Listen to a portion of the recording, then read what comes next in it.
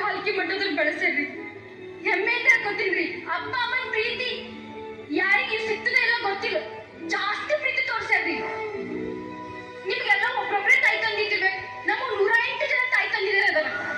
ಸಾರಿ ದಿವ್ಯಾ, ಒಂದೇ ಸೆಕೆಂಡ್. ನೀವ್ ಹೇಳ್ತಿರೋದು ಇದು ಬರ್ದಿರೋ ಕಥೆ, ಇದು ನಿಮ್ಮ ಜೀವನದ ಕಥೆ. ನಂದೇ ಅದರಿ. ನೀವು ಮಗು ಆಗಿದ್ದಾಗ ಇದೇ ರೀತಿ ತಕ್ಷಣ ಹಿಂಗೆ ಬಿಟ್ಟಾಕಿರಂತೆ.